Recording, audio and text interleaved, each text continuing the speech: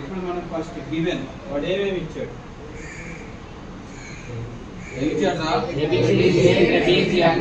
AB panel BC ఇచ్చాడా దేంట్లో AB panel BC ABC given ABCD is next ABCD is